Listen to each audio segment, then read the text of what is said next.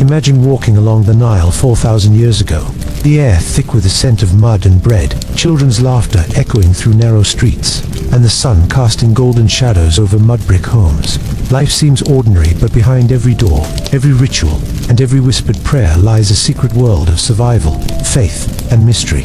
Tonight, we're stepping inside that world. Before we drift into the daily lives of ancient Egyptians, take a moment to subscribe to the channel. We explore forgotten corners of history, stories so immersive they'll carry you into another time as you relax and unwind. Hit that bell so you don't miss a single journey into the past. Now, close your eyes, let your imagination float across the sands and along the banks of the Nile, and let's discover how people lived, worked, and dreamed in ancient Egypt.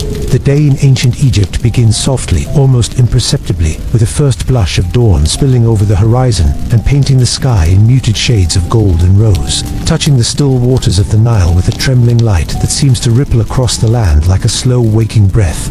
Along the riverbanks, the early stirrings of life take shape quietly, without hurry or ceremony. Mud brick houses clustered close enough that the walls almost lean into one another, awakened with a gentle creak as families rise from woven mats and linen sheets, rubbing sleep from their eyes and stretching stiff limbs after long, cool nights on simple bedding. Outside, the smell of damp earth mingles with the faint tang of animal pens and the aroma of bread left overnight to rise in small clay ovens. And there is a soft, pervasive sense of expectation, the unspoken understanding that the day will demand labor, attention, and endurance. Children barefoot and tousle-haired wander through narrow alleys chasing small clay balls or playing rudimentary games with sticks and stones, their laughter carrying across courtyards and over rooftops, merging with the distant rhythmic calls of the riverbirds that wheel above the floodplain. Men, already awake, begin their day with preparation and ritual, sharpening sickles, checking the irrigation channels, adjusting the simple tools of their trade. Women, meanwhile, move with practiced efficiency, fetching water from the Nile in clay, jars kneading dough for the day's bread, grinding grains into coarse flour with heavy circular stones, and tending to small herb gardens where mint, coriander, and onions grow in tidy patches beside the house. The air is alive with subtle motion, with the low hum of early work blending seamlessly into the natural symphony of wind across papyrus reeds, the distant splash of fish leaping in shallow waters, and the gentle lapping of the river against mudbanks. Even the animals seem to sense the rhythm of the day. Oxen stir and stretch, bleating softly, ready for plowing.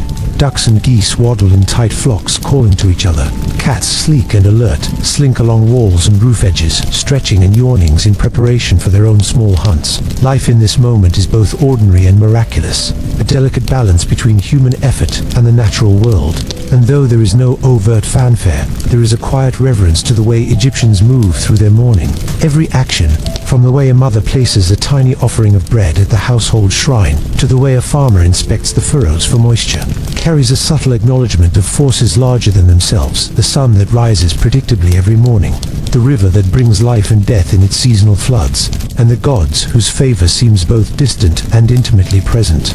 Even in these first few hours, you can see the layers of society and survival intertwined. A scribe may rise later, scribes in hand, while the lowliest worker bends to mud and soil, but all share the same horizon, the same rising sun, the same quiet hope that today will yield enough bread, enough water, enough safety. As light climbs higher, shadows retreat, and the village comes alive in earnest. Conversations begin to murmur across walls. The clatter of pottery on stone surfaces mixes with the bark of dogs and the cries of merchants preparing for the market. And the river, ever patient, reflects the brilliance of the sun in a shimmer of molten gold. There is a rhythm here, almost meditative, in which every heartbeat, every step, every breath seems tuned to the eternal pulse of the Nile. And it is impossible not to feel that even in the simplest life-tending crops, feeding animals, drawing water, baking bread, there exists a profound connection to time, nature, and the enduring spirit of human endeavor. Ancient Egyptians are acutely aware of mortality, of scarcity, and of the delicate line between life and famine. Yet the dawn reminds them that survival is always within reach, that the river will return, the sun will rise, and the next day will come with its promise of routine labor and small joys. In these early hours, one can imagine the quiet thoughts drifting through the minds of those who live here. a mother pondering the health of her children, a farmer considering the fertility of his fields, a child imagining adventures far beyond the riverbanks. And above it all, the sun continues its steady climb, unhurried, unyielding, a silent witness to every minor victory and quiet despair, a daily reminder of the rhythm of life that will continue for centuries in this ancient land, shaping the experiences, hopes and fears of every soul that calls Egypt home. Here in these first fragile hours, life is both relentless and beautiful, a testament to human resilience and the simple, enduring routines that connect us across millennia to those who rose with the Nile and watched the sun cast its first golden light over mud, water and stone. As the golden light of the Nile floods the village, spilling warmth over mud brick walls and narrow alleys, another layer of life quietly unfolds, one that is invisible to an outsider but central to every Egyptian household. The morning rituals and offerings that mark the beginning of each day. In almost every home, from the humblest hovel to the grandest estate, there is a small shrine tucked into a corner, or perhaps a simple shelf carved from the wall, dedicated to household gods and ancestral spirits, a space both sacred and intimate, often overlooked by casual visitors, but treated with a reverence that shapes the rhythm of daily life. Before any work begins, before bread is needed or water drawn, the family gathers, sometimes in silence, sometimes murmuring soft prayers, small tokens to these unseen powers. A piece of bread broken carefully into sections, a cup of water drawn from the Nile and poured reverently into a shallow bowl, incense lit from resin or aromatic wood smoke, curling upwards in a lazy spiral, carrying whispered hopes into the unseen realms. Each gesture, each placement of an object, is deliberate, learned from parents and elders, passed down through generations. It is not superstition alone.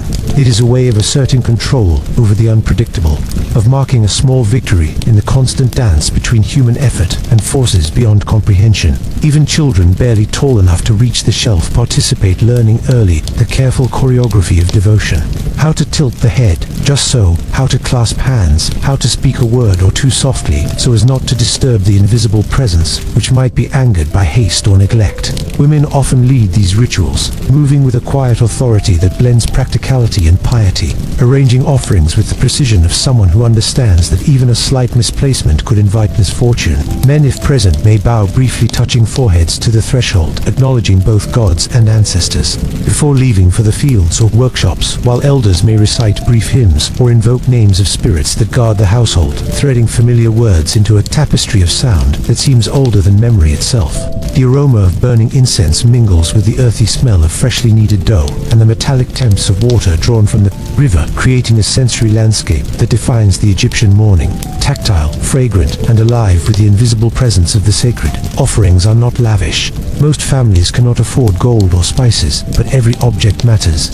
A loaf of bread, a small fish, or even a handful of dates represents an investment of care, an acknowledgement that nothing in life can be taken for granted. In wealthier homes, priests may be called to recite more elaborate chants, using papyrus scrolls or carved amulets to ensure that the family is favored by the gods, that illness or misfortune will be kept at bay. Temples large and imposing echo with the ritualized sound of voices chanting to Ra or Isis. But in the village, the effect is equally powerful, though quieter, more intimate, constant reminder that the human and divine are never far apart. Each act, however small, is an affirmation that life, though unpredictable and fragile, is guided by rhythms, rules, and the enduring presence of unseen watchers. Even the simplest offerings carry layers of meaning. They honor the ancestors, remind the gods of the family's existence, and reinforce bonds within the household itself. Children learn not only piety, but patience, careful observation, and the sense that every gesture, no matter how small, resonates beyond the immediate moment. In these rituals, one sees the interweaving of survival and belief. Bread may feed the gods in symbol, but it nourishes humans in practice. Water poured into a bowl may honor spirits, yet also marks the start of a day of labor and sustenance. The sun continues its slow ascent, casting elongated shadows that stretch across courtyards and fields, yet the shrine remains a focal point, a quiet constant that anchors the household to a rhythm older than the first brick. As families move through these motions, they are acutely aware of life's precariousness. Nile can flood or fail. Illness can strike without warning. Yet the ritual offers a measure of certainty, a small, tangible act of hope and resilience. Through offering bread, water, incense, or small trinkets, Egyptians affirm their presence in a world that is at once predictable and perilous. The rituals teach observation and care, noticing the texture of bread, the color of water, the direction in which incense smoke curls, the proper placement of objects or actions that become second nature over years of repetition, blending into the very fabric of daily life. Even as family members drift to their work fields, workshops or homes, they carry the quiet assurance that their morning homage has been noted, that the forces unseen have been addressed, that the balance between human effort and divine favor is momentarily, if not entirely, in their favor. Beyond individual households, the rhythm of these dawn rituals echoes through the village, neighboring families lighting incense at similar times, children squealing as they navigate alleyways, women calling softly to one another, men preparing tools in time with the rising sun. There is a synchrony to this quiet chaos, a pattern that threads together community, faith, and survival in a seamless tapestry. The shrines, offerings, and whispered prayers are more than routine. They are the scaffolding of existence, an intricate and delicate system through which Egyptians navigate life, acknowledging uncertainty while asserting continuity. Even the poorest villager, with little more than mud, water, and bread, participates fully, learning that devotion is not measured in wealth, but in care, attention, and persistence. And as the sun climbs higher, flooding courtyards and alleyways with light, the smoke from incense trails lazily into the air, mingling with the morning scents of the river, and kitchens a silent testament to a people who understood that life's first quiet hours spent in ritual offering and reflection set the tone for everything that follows, weaving together faith, survival, and the subtle poetry of daily existence along the timeless banks of the Nile. In that golden light, one can imagine countless generations performing the same actions, bowing, pouring, arranging, whispering, each act echoing the one before, creating a living thread that stretches from the dawn of Egypt to the present, connecting us to a world where human life was fragile, yet fortified by the invisible, enduring rituals that made each day possible. As the sun rises higher, spilling its steady light over the broad floodplains of the Nile, the farmers, arguably the backbone of ancient Egyptian civilization, begin the day's labor with a quiet determination that has persisted for generations, a rhythm that is at once exhausting, repetitive, and yet strangely meditative. Their work is inseparable from the river, whose seasonal flood dictates the very structure of life. When the waters recede, they reveal the fertile silt that will nourish their crops, but the timing is never entirely predictable, and a miscalculation can mean months of hunger. Men and women move in unison across the muddy fields, the soft squelch of soil between bare feet or sandals, a constant reminder that their lives are tied to the earth, that every seed sown and every furrow plowed carries consequences both immediate and far-reaching. Children, some barely able to lift a small hoe, follow along, learning through imitation, their small hands brushing the rich mud, their laughter punctuating the low hum of early labor. Oxen pull heavy wooden plows through furrows, the animals' muscles straining and bones creaking under the load, while farmers adjust the plow blades, angle the beams, and ensure that the rows are straight, precise, and ready for planting. The sun climbs, and the heat intensifies. Sweat drips from brows and trickles down backs, soaking linen tunics that cling uncomfortably to skin. Every movement is deliberate, honed by years of experience, yet fraught with small dangers. A misstep can twist an ankle, an overlooked furrow may flood or dry too quickly, and the work is unrelenting because nature does not pause for fatigue. The smell of mud mingles with the sweet tang of freshly cut reeds, the metallic scent of sharpened tools, and the occasional whiff of river water that splashes onto legs as oxen cross shallow channels. These fields are alive with activity beyond human effort. Birds flit overhead, swooping down to snatch insects. Frogs croak from the banks of irrigation ditches. Small fish flash in shallow pools, invisible to all but the keenest eye. The farmers, however, are not merely laborers, they are observers, intimately attuned to subtle changes. The texture of soil, the way water moves across the land, the color of emerging seedlings, the behavior of animals. Such observation is essential for a single misreading of the land. Signals can result in the ruin of a season. Harvest, and in a society so dependent on agriculture, failure can ripple across villages, towns, and even the granaries of the pharaoh. Women also toil in these fields, often carrying baskets of seed, scattering them evenly across the prepared soil, or moving along the irrigation channels, ensuring that water reaches every furrow. Their labor is no less arduous than that of the men. They bend, lift, and walk for hours under the unforgiving sun, yet their movements are practiced and precise, their knowledge passed down through mothers, grandmothers, and elders who taught them the subtle differences between soil types, the signs of good germination, and the small rituals, perhaps a whispered prayer to the river god Hopi, that accompany planting and harvesting. Farming in ancient Egypt is far from a mechanical act. It is suffused with ritual and belief. For every seed sown is an appeal to the gods for favor, a quiet acknowledgement that survival depends not only on human effort, but on divine grace. Farmers speak little during work, and yet their cooperation is seamless. Without spoken commands, the rhythm of plowing, sowing, and watering proceeds as if orchestrated by a single mind. Each person aware of their neighbor's movements and adjustments. Meals are taken in brief pauses. A piece of bread, a small serving of lentils, and sometimes beer brewed from barley, thick and sour, consumed to replenish energy. The cool liquid, both a comfort and a practical necessity. The sun climbs higher, and shadows shrink. Heat intensifies, and the river seems to shimmer in the mirage like haze above the fields. Yet, even under these conditions, there is a certain beauty. The furrows stretch in straight, rhythmic lines. The plants glisten with dew or irrigation water, and the life of the land, the insects, birds, and amphibians persists alongside human labor. Work continues unbroken, punctuated by occasional laughter, brief conversations about markets or village news, and the shared understanding that every hour contributes to survival, to stability, to the continuation of life itself. The farmer's knowledge is detailed and sophisticated. They understand crop rotation, the timing of planting according to the Nile's flood, and even the effects of celestial patterns on growth. Blending observation with inherited wisdom, they manipulate water channels with careful precision, digging small trenches, moving dikes, and adjusting flow to reach the furthest corners of their plots, all the while aware that too much or too little water can spell ruin. In this delicate balance, each person's skill and attentiveness is critical. By mid-afternoon, bodies are coated with mud and sweat, hands are raw from the constant friction of tools, and faces streaked with the dust of plowed earth. Yet there is an unspoken pride, a quiet satisfaction in seeing seedlings line up in perfect rows, the fields alive with promise. As work slows toward evening, farmers return home with baskets of produce, fresh herbs, or fish from the river. Moving along narrow paths that wind between homes and fields, their hearts both weary and content. Children chase along the way, exhausted but exhilarated, while women prepare for the evening's meals, their hands nimble from a day of labor that spans both field and household. Evening offers a brief respite. Water is drawn to wash away the day's toil.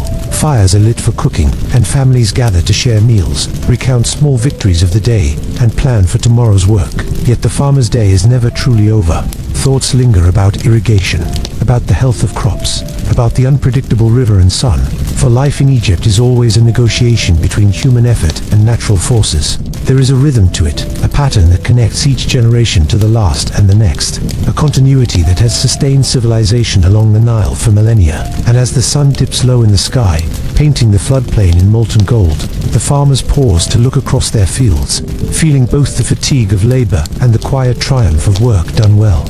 Understanding that tomorrow, the sun will rise again, the river will flow, and the cycle of sowing, tending, and harvesting will continue, just as it has for thousands of years, shaping not only the land but the people, their routines, their faith, and the very fabric of ancient Egyptian life. Once the morning labors have begun and the fields stretch with straight furrows under the high sun, life in the village unfolds, like a living tapestry woven from the routines, struggles, and small joys of countless households that cluster close together, along narrow, dusty streets, separated by walls of sun-baked mud bricks, some cracked and weathered, others carefully repaired with mortar and fresh clay, their uneven surfaces telling stories of generations who have lived, worked, and rested within their shadows. Villages are compact, almost like small labyrinths, where every doorway opens onto the rhythms of daily life. The low hum of conversation, the clatter of cooking pots, the distant bleating of goats, or the braying of donkeys carrying goods from market.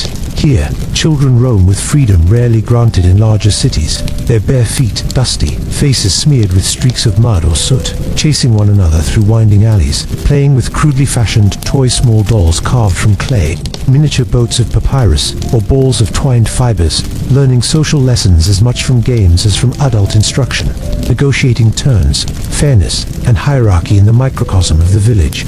Women are at the heart of this domestic choreography, fetching water from nearby wells or the river, balancing large clay jars on their heads with astonishing poise, their hands busy with grinding grain into flour, using circular stones, kneading dough, preparing simple meals over open fires, and tending small gardens filled with onions, leeks, coriander, and mint herbs that flavor daily sustenance and serve as rudimentary medicine when ailments arise. Many women also act as as informal healers, relying on knowledge passed down through generations, mixing poultices, brewing teas, or crafting charms to protect their families from illness or misfortune.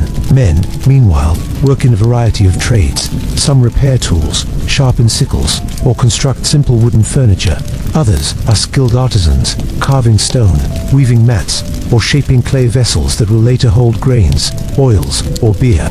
Their labor is often communal, shared in collaboration with neighbors, and punctuated by the sounds of hammers on wood, scraping of chisels on stone, and the occasional burst of laughter or argument. The village alive with constant gentle noise that defines the texture of everyday existence. Meals are humble, yet central to social life. A shared loaf of bread, a few onions, perhaps a bit of lentils or fish caught from the Nile. Prepared simply but with care, eaten on low benches or mats, and accompanied by conversation, storytelling, and the occasional teaching moment, as elders pass on knowledge about survival, faith, and village customs. Hygiene is rudimentary, but practiced with intention. Water from the Nile is used for washing hands and faces, and the weekly bath, when possible, is a ritual of refreshment, not only cleansing the body, but reaffirming order in a life where chaos through sickness, hunger, or the vagaries of the river is never far away. Villagers also navigate complex social networks. Marriages are arranged with attention to land, labor, and family ties. Disputes are settled by elders or local councils, and gossip flows as naturally as water through the irrigation channels, both a source of caution and entertainment. Religion is woven into every action. Small shrines decorate homes. Offerings of bread, water, or incense are made daily to household gods and spirits, and prayers accompany work, meals, and moments of reflection, underscoring the belief that life is governed not only by human effort, but by unseen forces that can bless or punish, protect or withdraw favor.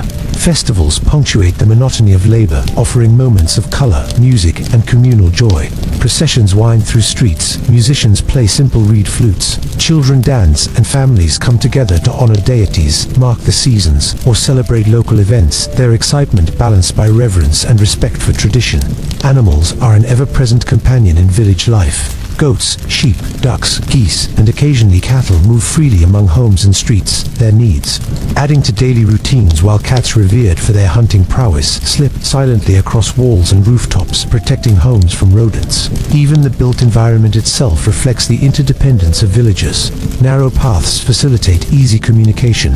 Rooftops are used for drying grain or hanging laundry, and shared ovens or wells create opportunities for collaboration and gossip alike.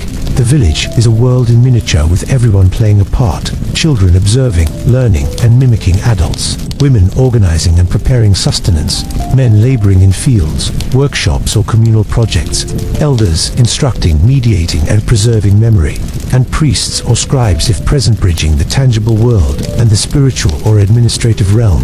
Despite the simplicity of the structures and the limitations of material wealth, the village is vibrant, alive with social and spiritual life, resilient in the face of uncertainty, and organized around routines that make survival possible, while allowing moments of connection, celebration, and reflection. Even minor events, a mislaid basket, a sudden flood from an irrigation ditch, a child's cry, ripple across the village, demanding attention, adaptability, and cooperation, reminding all that life is fragile and interwoven, each individual a part of a living network. The pace of life is measured, not by clocks, but by the sun's journey across the sky, by the ebb and flow of the river, and by the cycles of planting and harvesting that define opportunity and risk. In the quiet evenings, as the sun sets behind distant palms and mud brick homes, villagers gather around small fires to share meals, recount stories, and reflect on the day's work, their voices soft against the gentle chorus of night insects, distant barking dogs, and the whispering of reeds along the Nile. It is in these moments that the rhythm of the village becomes most apparent. Labor and leisure, faith and superstition, family and community, all intertwined in an enduring dance that has persisted for centuries, connecting every individual to their neighbors, to the river, and to the enduring traditions of a civilization that values continuity, resilience, and the subtle poetry of everyday life. The village, humble and sun-warmed, is both a shelter and a stage, a place where human stories unfold in quiet repetition, where life is at once ordinary and profound, and where the ordinary acts of carrying water, tending gardens, preparing meals, and honoring the unseen forces create a sense of purpose, identity, and belonging that anchors each resident to the rhythms of the land. The river, and the long, unbroken thread of history itself. Even in the quietest village tucked along the fertile banks of the Nile, the presence of the pharaoh is never far from the minds of Egyptians, looming as both a distant authority and a constant influence over daily life. The pharaoh is more than a ruler. He is a god walking among humans, an embodiment of matter, balance, order, and justice that underpins the universe, and every individual from farmer to scribe feels the weight of his unseen hand in countless subtle ways. Taxes, levies, and labor their mandatory service to state projects like building canals, temples, or royal tombs extend into the farthest corners of the countryside. And even when the villagers go about their simplest routines of fetching water or grinding grain, the shadow of the throne stretches invisibly over their shoulders. Farmers tending the fields that feed not only their families but also the city know that a portion of their harvest will be collected to maintain the state, to support priests, soldiers, and officials, or to fund the extravagant monuments that honor gods and kings alike. These duties can be burdensome, but they are accepted as part of life, inseparable from the understanding that the pharaoh is the guarantor of the land's fertility and the river's annual gifts. Even those who have never seen him in person, most villagers never do know the precise rituals required to show loyalty and respect, whether in offerings left at shrines, prayers whispered during labor, or careful adherence to laws and social codes that maintain order. In larger towns, statues of the pharaoh and inscriptions on walls serve as daily reminders of his presence, while in villages, simple symbols, amulets, carved reliefs, or images painted on clay fill the same role, asserting his authority and inspiring reverence. The pharaoh's shadow extends not just over labor and taxes, but over life and death itself. Officials often traveling through villages to inspect records or collect dues remind inhabitants that obedience is a matter of survival. Failure to comply could mean punishment, sometimes harsh and public, a lesson designed to maintain order and ensure that the state functions smoothly, even as children play or women prepare food. These realities are quietly understood. The hierarchy is absolute, and every citizen's small actions ripple outward into the machinery of governance. Yet the pharaoh's presence is not merely oppressive, it carries a sense of protection, a promise that if the people work diligently, honor the gods, and uphold Mat, life will continue in relative stability. Villagers may never witness the grandeur of the palace or the solemnity of temple rituals, but they understand through festivals, announcements, and local reports that the pharaoh sustains the balance that makes their existence possible. Scribes, often drawn from families that have served for generations, bridged the distant court and the village, their meticulous records preserving the flow of grain, livestock, and labor required to maintain the state. They wield power quietly but profoundly, their pen shaping obligations shaping lives, and lives shaping the community's relationship to the pharaoh. Even artisans, potters, weavers, stonemasons create objects and monuments that honor the ruler or serve state needs, their hands translating obedience and skill into forms of worship and civic service. Religion intertwines with governance, reinforcing the pharaoh's authority. Temples dedicated to gods are often funded and built at the king's direction. Priests chant his praises alongside divine hymns, and every household shrine acknowledges both local deities and the ultimate power of the king who mediates between the mortal and spiritual realms. Children learn this duality from an early age. Obedience to parents is intertwined with lessons about respect for authority, understanding that failure to honor the pharaoh or to act morally and responsibly in alignment with Mat carries consequences both immediate and spiritual. Villagers internalize this hierarchy not as abstract politics but as a lived reality, embedded in every choice and action, every plan for sowing crops or repairing a home, every moment of giving thanks or asking for guidance. Despite the apparent distance of the throne, the pharaoh's influence seeps into the most intimate corners of life. Stories told at the fire warnings to children, advice shared in markets, even the small superstitions that guide behavior are shaped by the awareness of a ruler whose power is as absolute as it is enigmatic. The grandeur of the court is visible only in glimpses, through occasional visits of royal officials, through the arrival of taxes in grain or livestock, or through the stories carried by travelers and merchants who recount the majesty of golden thrones, monumental statues, and endless processions. And yet, even without direct observation, the pharaoh shapes daily life with subtle, persistent force. The timing of planting and harvesting, the distribution of resources, the social order, and the sense of security that comes from knowing a higher authority maintains the land's fertility and justice. farmers and laborers internalize the rhythms of obedience, finding in them both constraint and guidance. The shadow of the pharaoh is also a psychological presence, a thread that binds individuals into a collective consciousness, ensuring that the village is not merely a collection of isolated households, but a functioning part of a greater whole, connected by loyalty, tradition, and faith. Even leisure and entertainment, music, storytelling, and games often carry echoes of royal influence, celebrating victories, honoring festivals, or recounting deeds of kings long past.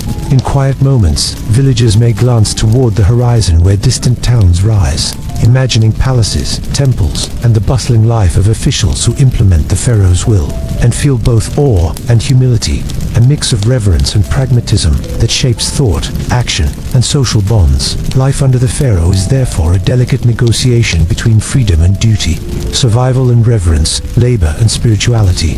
Every hand that tills the soil, every clay pot that is shaped, every loaf of bread that is baked exists in a continuum of service, observation, and acknowledgement of forces larger than the individual. And yet, within this structure, human experience persists. Families laugh, quarrel, teach, and love, finding joy in the small things even as they navigate obligations dictated by unseen power. The shadow of the pharaoh is not only literal and political, but existential, a reminder that one's place in the universe is determined by forces both human and divine that cannot be fully controlled, and that daily routines, however humble, are acts of alignment with these larger rhythms. From dawn to dusk, the influence of the ruler stretches across fields, homes, and marketplaces, shaping thought, behavior, and belief, while villagers respond in ways both practical and spiritual, negotiating their survival and striving to maintain balance in a world where the unseen hand of the pharaoh touches every corner of existence. In every glance at the horizon, every whispered prayer at a household shrine, every careful effort in the fields, one can sense this presence, a persistent, invisible force that governs not only law and economy, but also the very fabric of life, ensuring that from the smallest village to the grandest city, the order of the world, as conceived by the Egyptians, is preserved, honored, and lived, quietly yet profoundly, in every moment of daily existence. By mid-morning, when the sun has risen high and the Nile shimmers with a glare that makes the river seem alive with light, the villagers begin to stir with a different energy, a rhythm that is less quiet labor and more the vibrant hum of human exchange. The market, unlike the structured toil of the fields or the silent prayers at household shrines, the market is a place of controlled chaos, of smells and sounds and textures colliding in a lively mosaic that feels simultaneously overwhelming and comforting. Narrow streets expand into open squares lined with stalls and tables, each carefully constructed from mud, bricks, reeds, and wooden planks, some covered with cloth for shade, others exposed to the relentless sun, creating a patchwork of light and shadow over the faces and goods of vendors. The air is thick with a blend of aromas: fresh fish from the Nile, their scales glinting in the sunlight, and their scent mingling with the earthy smell of grain.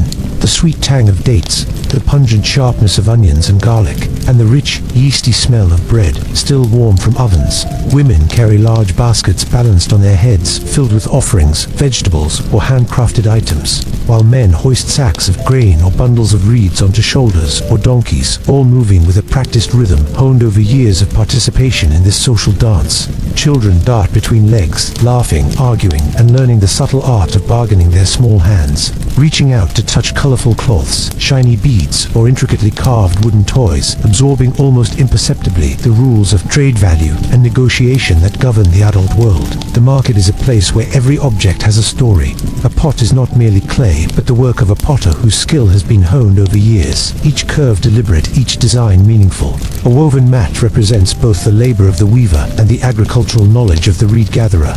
A bundle of herbs carries with it both culinary and medicinal traditions. Trading is rarely done with coins, for money is scarce outside of cities. Instead, Egyptians rely on barter, exchanging goods of equal perceived value, a system that demands skill, intuition, and knowledge of local supply and demand. A basket of onions may be exchanged for a handful of fish, a loaf of bread for a small clay cup, and the transaction is accompanied by negotiation, humor, and the subtle play of social cues, gestures, and tone of voice. Vendors shout their wares, rhythmic calls rising above the crowd. Fresh fish, just caught from the Nile, or sweet dates, the finest this season. The cries are not random noise but carefully modulated signals, meant to attract attention while conveying reliability and quality, teaching children and newcomers alike the performance aspect of trade. Shoppers move deliberately, examining goods with keen eyes. They check the texture of bread, the shine of pottery, the ripeness of fruit, and the strength of textiles, weighing every choice, carefully aware that each trade has immediate and long-term consequences for survival. Community gossip weaves through the market like an invisible thread, carried in whispers between stalls, offering news, warnings, or rumors about local conditions, crop yields, or visits from officials. The market is as much social as economic. Friends meet to exchange words, elders share advice or rebuke, and children imitate adults in small, playful versions of trade, developing social intelligence alongside practical skills. There is also a spiritual layer to market life. Offerings to the gods may be sold alongside goods, incense, and amulets displayed to ensure protection or luck in barter, reminding all who participate that even in commerce, the unseen world is present and influential. Merchants may invoke a god's blessing before a transaction, or a buyer may mutter a small prayer, hoping that divine favor ensures fairness. Seasonal festivals heighten the vibrancy of the market, as colorful fabrics, fresh produce, and special crafts appear alongside entertainers, musicians, and dancers, turning the square into a celebration of both trade and community. The clatter of pots, the hum of conversation, the calls of merchants, and the laughter of children blend into a living symphony that is both chaotic and harmonious, a reflection of the village itself, structured yet flexible, functional yet imbued with human warmth and creativity. Even small disputes over a loaf of bread or the price of a fish are handled within a framework of social norms and negotiation skills, often mediated by elders or respected neighbors, teaching young observers the delicate balance of fairness, persuasion, and patience. Beyond mere survival, the market is a place where culture and knowledge are exchanged alongside goods. Stories are told, advice is given, recipes shared, and news travels faster than the Nile's current, reinforcing social bonds and creating a sense of shared identity and mutual dependency. The textures of life in the market are tangible. The rough coarseness of grain sacks, the smooth curve of a pottery jug, the prickly stems of bundled herbs, the soft warmth of cloth freshly dyed, the cool dampness of fish held momentarily in bare hands. All these details are noticed and remembered by buyers and sellers alike, forming an unspoken understanding of value, quality, and reliability. As the day progresses, the heat intensifies, forcing some vendors to seek shade, while others persist, shouting more loudly, drawing in latecomers from neighboring villages or the edges of town. Sweat drips from brows, feet ache, and the air thickens with dust, yet the rhythm continues, unbroken, each trade a thread in the vast network of survival and connection. Evening approaches, and goods are tallied, leftovers bundled and carried home. Children are coaxed away from the stalls, and the market gradually empties, leaving behind a silence that contrasts sharply with the morning's activity. Yet in that silence, the lingering smells, scattered tools, and footprints in the dust speak of a day spent in collaboration, negotiation, and community. A day that strengthens not only individual survival, but the cohesion of the village itself. The market is more than a place to acquire necessities. It is the heartbeat of daily life, the stage on which social, economic, and spiritual threads converge, teaching lessons about human behavior, adaptability, and the constant negotiation required to thrive in a land that is both generous and merciless. By sunset, as traders return home, animals are herded back, and fires begin to glow in small courtyards. The market's vibrancy settles into memory, leaving behind the quiet knowledge that life is built not only on labor and obedience, but also on connection, exchange, and the shared rhythms that knit a community together. In this space, amid the smells, sounds, textures, and faces, one can sense the essence of ancient Egypt itself, a civilization defined as much by its people and their interactions as by the monuments and temples that outsiders remember, a society where survival, faith, and human ingenuity intertwine in every loaf of bread, every traded fish, and every whispered blessing that passes between vendor and buyer, teacher and child, neighbor and stranger. In ancient Egypt, the preparation, consumption, and sharing of food is far more than mere survival. It is a ritual, a rhythm, and a reflection of the land, the river, and the intricate social tapestry that binds every household together. From the moment the sun rises over the Nile and the first light spills across mud brick walls, the smell of bread baking begins to drift through courtyards, mingling with the earthy temps of freshly drawn water and the faint aroma of herbs tucked into small garden patches. Bread, the cornerstone of the Egyptian diet, is central not just to meals but to offerings at shrines, to trade at markets, and to the identity of the household itself. Women grind grain using heavy circular stones, the coarse flour falling like soft dust onto woven mats, then knead the dough with hands calloused by years of labor. Sometimes the bread is leavened, sometimes flat, sometimes shaped into small loaves or simple cakes. Each variation reflects both the household's resources and the creativity of the maker. In wealthier homes, small portions of honey or dates might be kneaded into the dough, offering sweetness that transforms a simple staple into something celebratory. Meanwhile, other foods are prepared with similar care and attention to ritual. Lentils, chickpeas, and beans are boiled or roasted, providing protein to balance the carbohydrate-heavy diet. Vegetables, onions, leeks, garlic, radishes, cucumbers are plucked fresh from garden beds or bought at the market, often eaten raw or lightly cooked over open fires. Fish from the Nile is salted or dried for preservation, sometimes grilled over embers or boiled in clay pots with a handful of herbs, offering sustenance to families both near the riverbanks and further inland. Meat is far less common for ordinary villagers, reserved for special occasions or for those able to afford livestock. When it is present, it is treated with ceremony and care, roasted or boiled slowly to maximize flavor and minimize waste. Meals are communal, taken together at low benches or mats spread on the floor.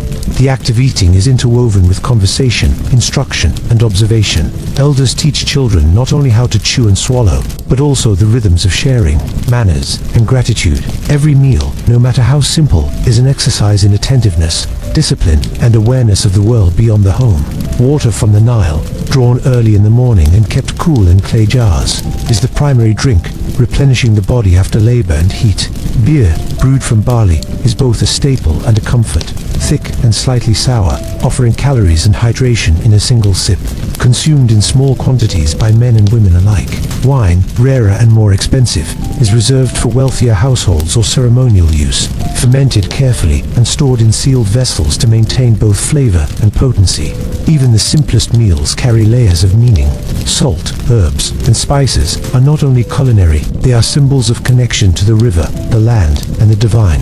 Meals are accompanied by small prayers or blessings, whispers of thanks to household gods and spirits, ensuring that sustenance is recognized as both a gift and a responsibility. Cooking is laborious yet intimate, an activity that reinforces family bonds, preserves knowledge, and teaches practical skills. The sight of smoke rising from clay ovens, the sound of grinding stones, the warmth of the fire, and the scent of simmering foods create a sensory landscape that defines the household, marking the passage of time and the rhythm of life. Even preparation itself is layered with routine and observation, checking grains for pests, gauging the ripeness of vegetables, tasting liquids for balance, and adjusting firewood to maintain the proper heat.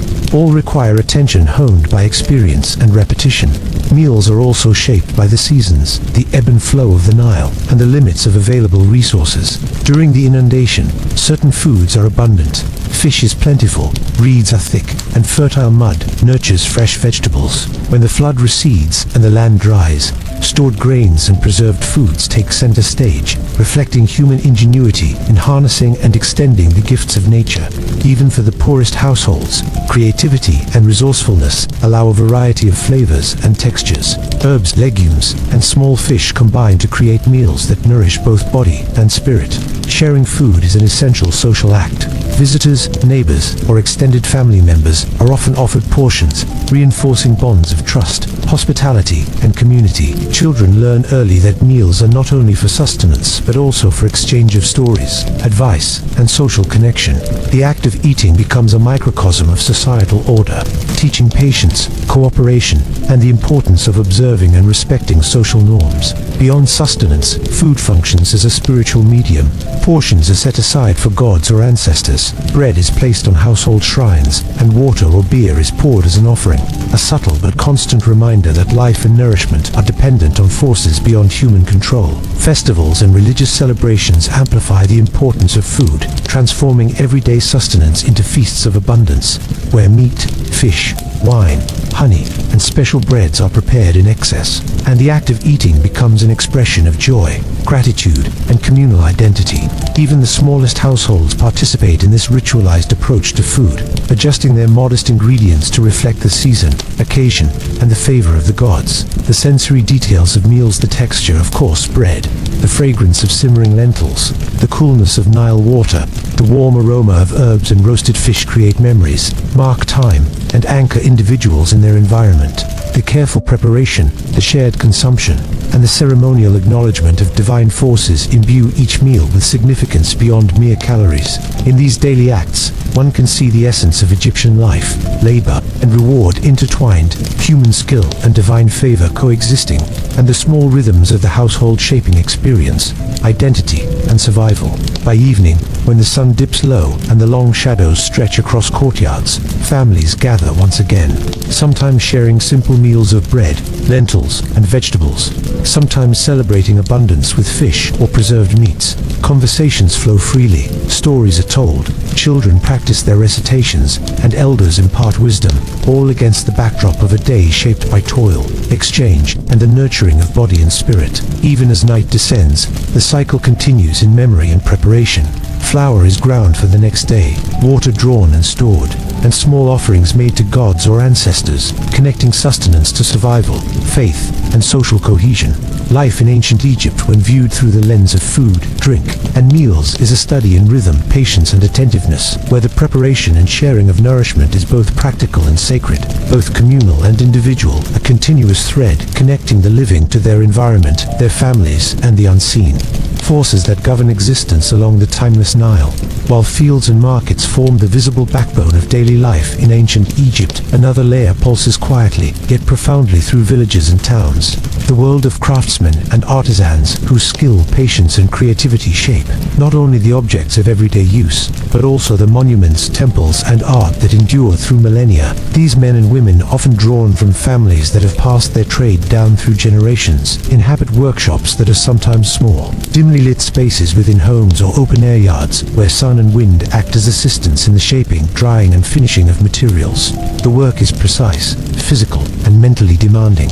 It requires an intimate knowledge of materials, clay, stone, wood, reeds, metals, and pigments, all with an understanding of form, function, and aesthetics. Even the humblest household item, such as a clay pot or woven mat, carries a signature of care, a mark of human intelligence and dexterity, and a reflection of cultural priorities. Stone carvers labor patiently over granite or limestone, tapping with copper or bronze chisels, each strike deliberate, careful not to fracture the block and ruin weeks of effort. Dust rises in thin, shimmering clouds in the sunlight, settling on sweat-soaked skin, hair, and clothing. And yet, the work proceeds in silence, punctuated by rhythmic strikes, the occasional measured conversation, and the constant, almost meditative focus that transforms raw stone into jars, statues, stelae, and sarcophagi. Potters, seated low beside their wheels, spin clay into vessels, bowls, and figurines, hands coated in wet earth, fingers moving with practiced precision to shape, smooth, and trim the forms. Their skill is a combination of memory, intuition, and muscle. The clay responds to their touch in subtle ways, and a slight misjudgment can lead to cracking, sagging, or collapse, so concentration is absolute. When forms are completed, they are left to dry in the sun or in simple kilns, their surfaces scored or decorated with symbols, inscriptions, or painted patterns that communicate not only function but identity, belief, and social status. Weavers sit with fibers stretched taut, fingers dancing across reeds, linen threads, or palm fibers, creating mats, cloth, and ropes that are both practical and beautiful. Patterns are passed down over generations, sometimes improvising based on availability of materials, sometimes reflecting local taste or spiritual significance. Color is carefully derived from natural pigments, requiring knowledge of minerals, plants, and careful processing to ensure durability, vibrancy, and safety. Metalworkers, though less common in villages, work with copper, bronze, and occasionally gold or silver, hammering, casting, and joining metals to form tools, weapons, jewelry, and ceremonial objects. Their workshops are small, hot, and smoky, filled with furnaces, anvils, molds, and the constant clang of hammer on metal. each sound a note in the symphony of labor that echoes through streets and alleys. Apprentices are a constant presence, learning through observation, imitation, and hands-on guidance, absorbing not only the technical knowledge of the craft, but the social and cultural expectations that accompany it. Patience, attention to detail, pride in one's work, and an understanding of how every object fits into the broader society. Even the simplest household item, an earthen jar, a reed basket, a carved figurine, carries layers of meaning. These objects are not only functional but also symbolic, often inscribed with motifs representing protection, fertility, the Nile, or local deities. The act of creation itself is imbued with spiritual significance, as artisans understand that their hands mediate between raw material and purpose, between natural forces and human needs. In towns and cities, the work of artisans extends into the monumental. Builders, masons, and sculptors participate in temple construction, tomb carving, and the crafting of statues intended to honor gods, kings, and ancestors. Here, precision is absolute, and mistakes can be catastrophic. Teams work in coordination, measuring, leveling, chiseling, polishing, and painting with a shared understanding of both technical requirements and ritual importance. Even small workshops within villages feed into these projects, producing bricks, tiles, tools, or ceremonial items that travel via river or road to larger centers. The daily life of artisans is a delicate balance of physical exertion and mental concentration. Hands blister, backs ache, eyes strain, yet there is pride in mastery, a satisfaction in watching raw materials transform under patient effort into objects of utility, beauty, and meaning. Socially, artisans hold a complex position. They are respected for skill, sometimes elevated within guild-like structures, yet their labor is demanding, often under the supervision of officials, priests, or wealthy patrons who ensure output, quality, and alignment with tradition. Market days bring opportunities to exchange goods, learn new techniques, and observe innovations in neighboring workshops, creating a network of knowledge and mutual influence that sustains craftsmanship over generations. Children often participate from an early age, initially performing simple tasks such as grinding pigments, carrying tools, or tending fires, gradually advancing to shaping, weaving, carving, or hammering as their dexterity, understanding, and strength grow. By adolescence, many are fully integrated into the workflow, blending learning, practice, and observation, ensuring continuity of the craft within the family or community. Festivals and religious events add an additional layer to the artisan's work. Objects created for rituals, offerings, or ceremonies demand extra attention, as their function is both practical and symbolic. The symbolism must be precise, and mistakes are not only technical failures, but spiritual missteps, potentially offending gods or disrupting the harmony of the event. The rhythm of the day is punctuated by sun, labor, meals, and rest, yet even during downtime, artisans remain engaged, discussing technique, observing natural forms, or mentally planning the next creation. Craftsmanship is therefore not simply a vocation but a philosophy, a way of interacting with the material and spiritual world simultaneously, where patience, observation, and skill translate into both survival and cultural expression. Across the village, the combined effort of craftsmen and artisans forms an invisible backbone of society, providing containers for grain and water, tools for work, vessels for cooking, objects for worship, and decorative items that bring beauty into the home. Their work mediates between raw nature and human needs, between the mundane and the sacred, shaping the rhythms of daily life, the economy, and cultural identity.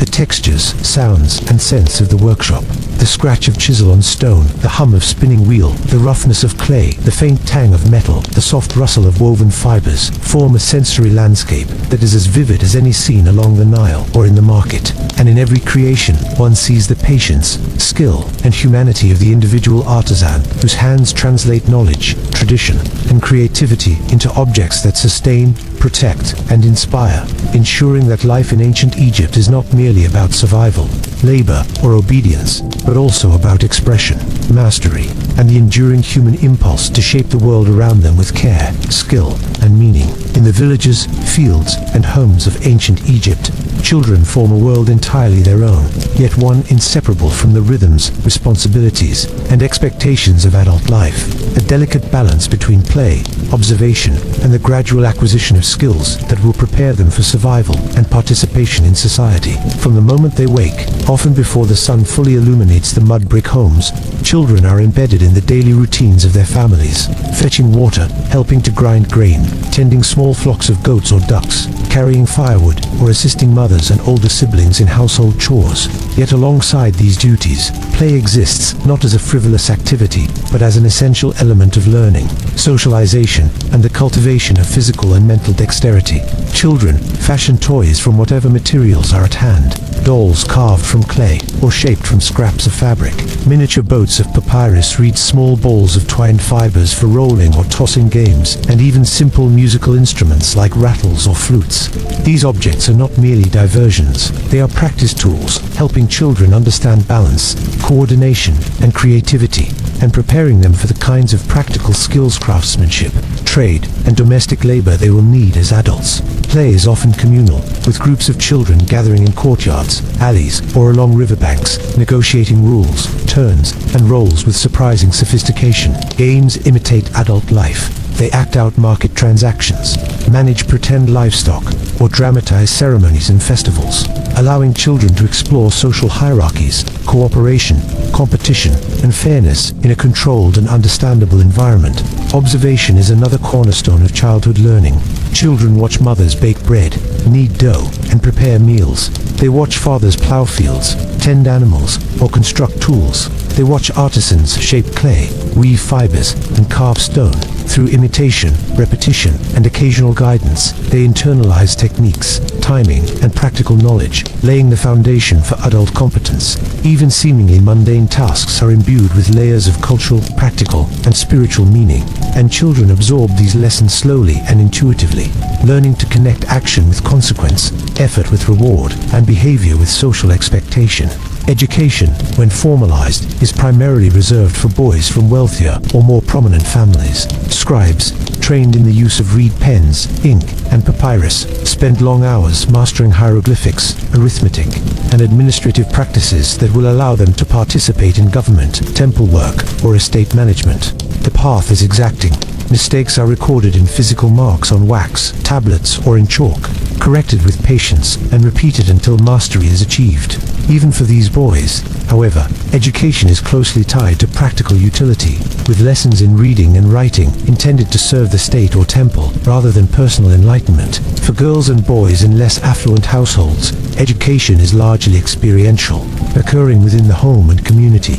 Life skills, cooking, cleaning, crafting, weaving, tending animals, and understanding religious and cultural norms are taught daily, integrated seamlessly with labor, play, and ritual. Stories told by elders at evening fires or during rest periods serve both entertainment and instruction, embedding lessons about morality, survival, and tradition within narrative frameworks that are engaging and memorable. Play, work, and education converge along the Nile. Children assist in planting seeds, collecting water, or transporting small loads, learning the precise timing, methods, and observations needed to maintain balance with the environment. They observe seasonal changes, animal behavior, and river currents, acquiring a deep intuitive knowledge of the land and its resources, which is reinforced by repetition, imitation, and hands-on experience. Festivals and religious events provide additional contexts for learning, as children participate in dances, processions, and ritual practices, absorbing social and spiritual norms, while experiencing joy, community, and cultural continuity. The sensory environment of childhood is vivid and formative. The smell of baked bread, the texture of clay or woven fibers, the sound of flutes and drums, the warmth of sunlight on the Nile banks, and the feel of mud water or sand beneath their fingers and feet. These impressions are not only playful or aesthetic, they are functional, developing coordination, memory, and awareness, all essential for survival and social integration. Even discipline is intertwined with learning.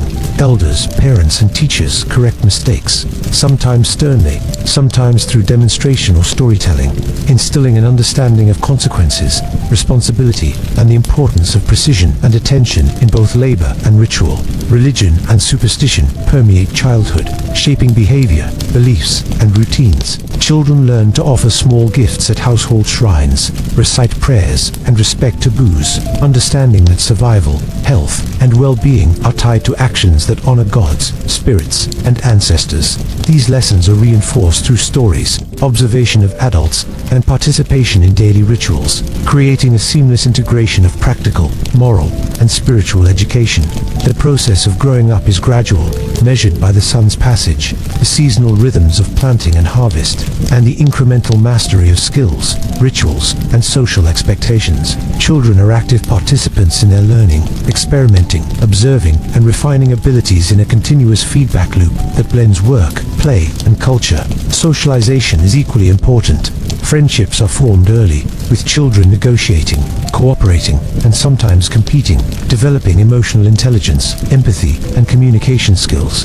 Games mimic real-life tasks, conflicts, or ceremonies, providing a safe space to understand relationships, hierarchy, and social norms. By adolescence, children have internalized not only practical and technical skills, but also the ethical, cultural, and spiritual frameworks necessary for participation in village, market, and family life. This slow, immersive education ensures that each new generation is prepared to contribute meaningfully to society, to uphold traditions, and to maintain the delicate balance between survival, faith, and communal cohesion that defines ancient Egypt.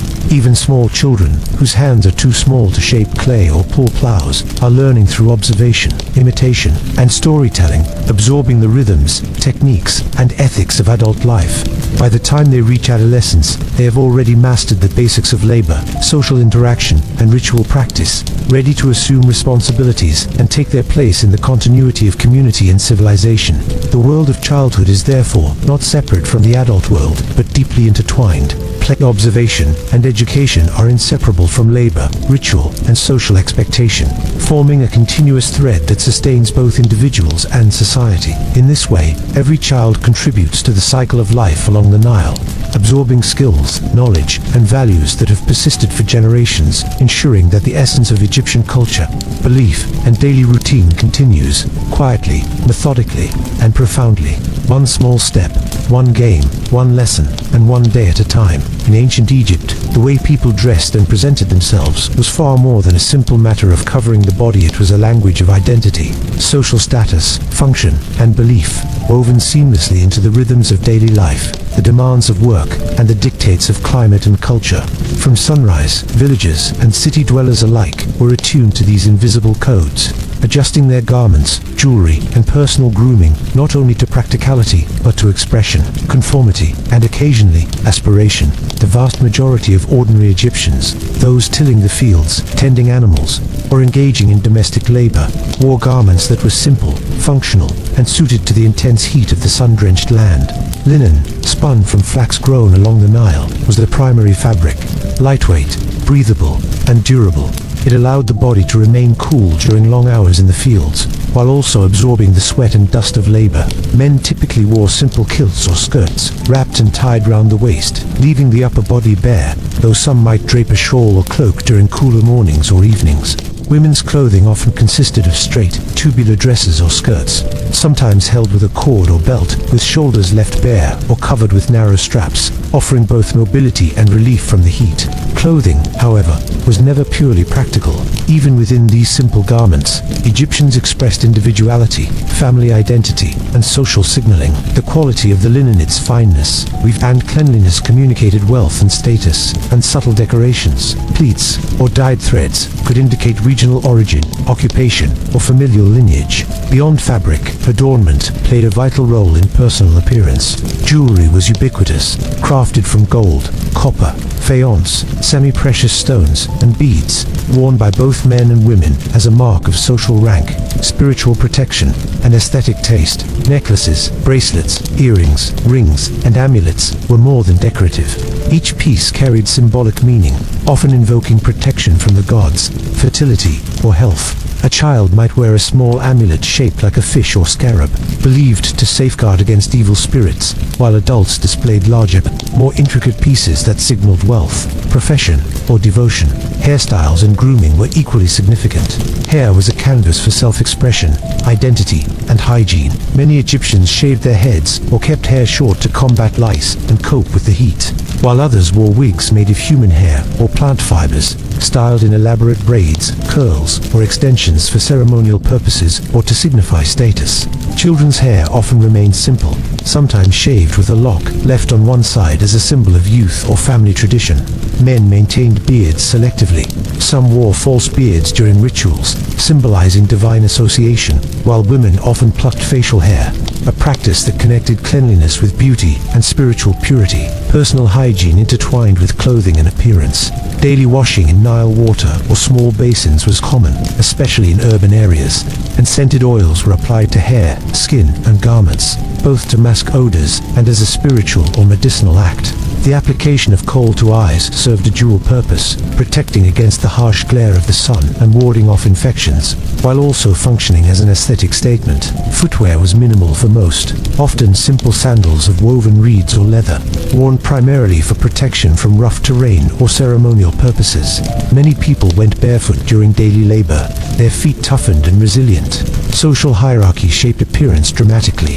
Nobility, priests, and officials adorned themselves with richer fabrics, dyed in vibrant colors like red, blue, and green, and accessorized with more elaborate jewelry, wigs, and ceremonial items. Their garments often included pleated or draped features, patterned fabrics, and decorative fringes, signaling their elevated position and participation in state or religious functions.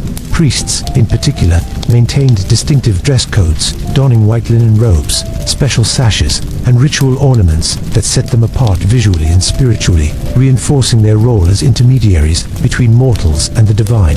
Children's clothing and appearance reflected a mix of function, tradition, and protection. They often wore simple linen garments suited to movement and play, sometimes with amulets or small charms attached to ward off evil, and their hair and personal grooming marked age, gender, or family tradition.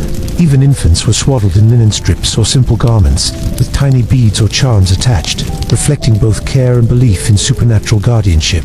Daily life required adaptability in dress. Work in the fields, markets, workshops, or homes demanded clothing that allowed freedom of movement, durability, and comfort. Ceremonial or social occasions, however, called for adornment, grooming, and display, creating a rhythm in which clothing was both functional and performative, responsive to context and expectation. The visual language of fashion communicated not only personal tastes but social intelligence, the ability to navigate hierarchies, show respect, and participate appropriately in communal, familial, and religious life. Even the smallest details, folds in linen, arrangement of a wig, placement of a bead, sheen of applied oil were observed, noted, and understood, forming a subtle but pervasive code of appearance that governed social interaction.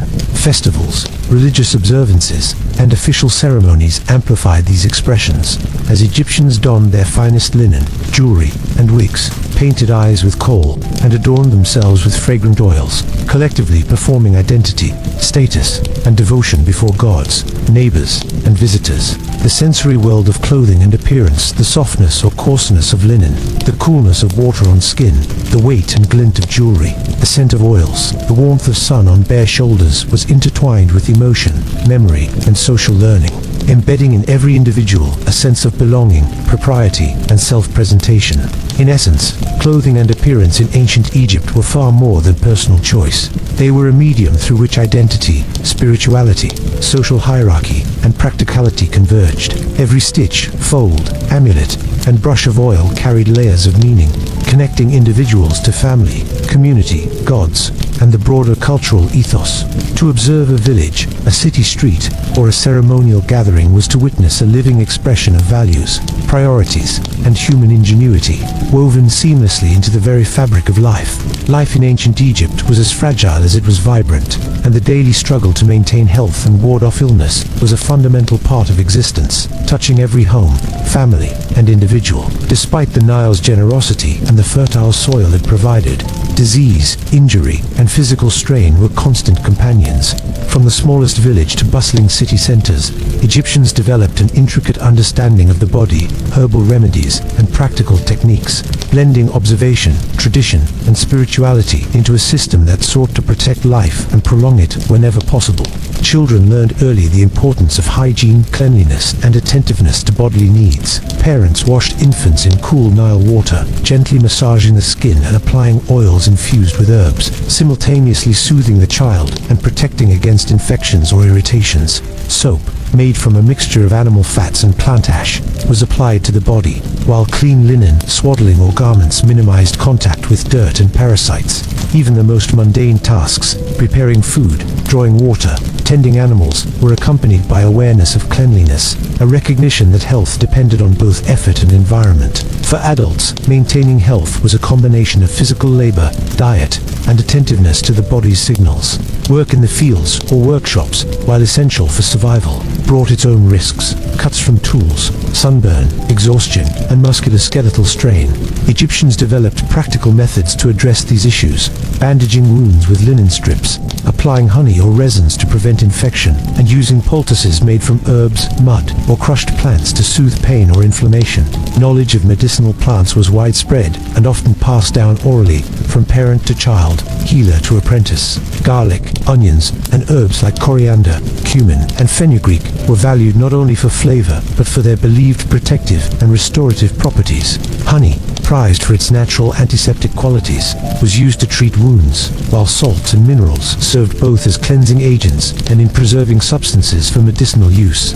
More serious ailments were approached with a combination of empirical and spiritual techniques. The householder might consult a healer, often someone skilled in both medicine and ritual, who would examine the patient, prescribe a regimen of herbs, oils, or poultices, and sometimes recite incantations to ward off malevolent spirits thought to cause illness. The distinction between physical and spiritual health was fluid. Disease was often interpreted as a consequence of imbalance between body and environment, or between mortal and divine.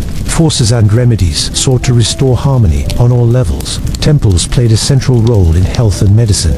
Many had dedicated shrines or rooms for healing, staffed by priests trained in herbal medicine, massage, and ritual. Pilgrims traveled to these centers seeking cures for maladies ranging from digestive problems to infections, often receiving treatments that combined practical intervention with spiritual guidance, including prayers, amulets, or offerings. Even routine ailments, headaches, fatigue, minor infections were addressed with a combination of physical and spiritual care. Herbal teas, compresses, and salves were applied in tandem with spoken words, charms, and ritual gestures. Women, responsible for the majority of household care, were intimately familiar with these remedies. They prepared infusions, poultices, and ointments from locally available plants, oil, and honey, monitoring the health of children, elders, and family members. Their knowledge was practical, adaptive, and often deeply rooted in observation, noting which herbs soothed pain, which oils aided skin health, and which applications protected against common maladies or pests. Midwives and elder women were especially revered for their expertise in childbirth, understanding both the physiology and the rituals surrounding labor.